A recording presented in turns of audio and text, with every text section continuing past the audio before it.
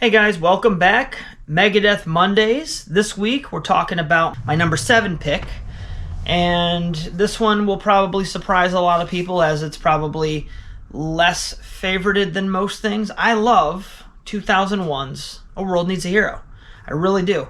I love everything about it. It came out in 2001, okay? It's got a whole bunch of tracks on it. It's a very cohesive album. Everything flows very nicely. The album cover shows Eddie as a skeleton popping out of a dead body that almost kind of looks like Dave from in reverse. Maybe I'm wrong. The cover itself is kind of it's very modern. It's not very detailed. It's very contemporary looking as far as the colors go and everything. Decent cover, whatever. But I really like the songs. From the opening notes of Disconnect all the way to the final moments of the song When, which might be Megadeth's longest song at 9 minutes and 15 seconds. This album just satisfies all the way through, okay? So let's go through this. We have, and again, the production on this is very satisfactory for the time. I really like how everything's mixed. The drums sound great. They're punchy. The guitars sound clear. The vocals are perfectly blended into the mix. It just sounds great. Disconnect is the first song. Again, I really like that song. The World Needs a Hero is the title track. This one is very much Dave's album ritualistic, world politics, war kind of themed song where he's talking about NATO and the world needs a hero. The UN is on hold.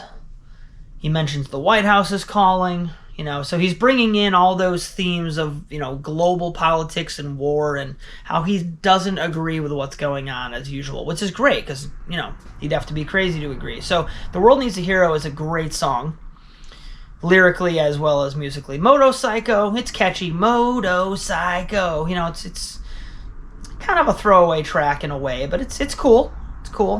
1,000 Times Goodbye is catchy. I believe that's the love song in this one. Probably not one of my favorites on the album, but it's good. Burning Bridges is good.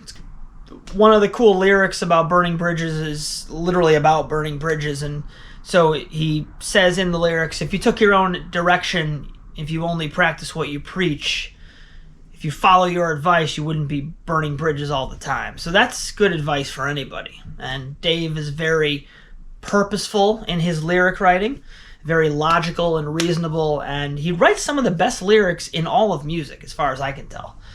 The song Promises is decent. Recipe for Hate, Warhorse, that one doesn't stand out as much in my head. Losing My Senses, this is one of the songs that not only do I like it on a musical level, but the lyrics, every stanza of these lyrics has something to say. One man speaking the truth, no one likes when it fits. So we tell soothing lies to betray our own lips. I mean, come on. This is amazing, amazing writing. You also have yesterday's answers have nothing to do with today's questions.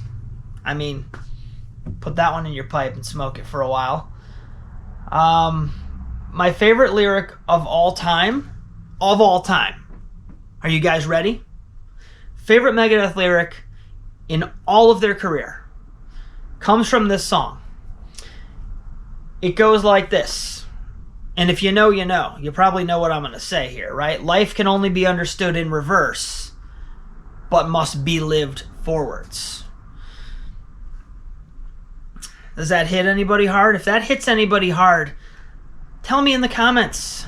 Tell me if you agree with this, all right? That is one of the greatest lyrics ever made, anywhere. Dread and the Fugitive Mind is probably my favorite song on the album. It's very, it's in the writing style of some of their older material, I think, and the tone and the ideas are just amazing. I really love that song, all the different parts. I actually did a heavy metal music theory video on different aspects of that song where I attempted to play it and then also talked about it from a theoretical standpoint. So there's that. Silent scoring is cool. There's some trumpet in there, which is really interesting. No lyrics for that one. And then, of course, Return to Hangar. I mean, is it a cheesy idea? Is it cool? You tell me in the comments. Was that a good idea to revisit Hangar 18, or should they just have left it alone?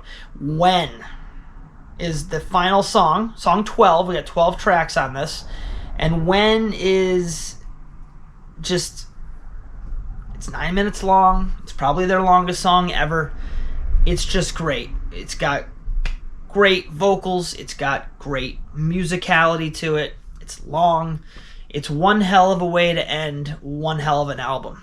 All right, so coming in at number 7, we've got The World Needs a Hero. Please like and subscribe. Leave a comment. Tell me if you're still here, because that's impressive. If you made it to this very moment, please tell me in the comments below you're still here. And thank you for watching.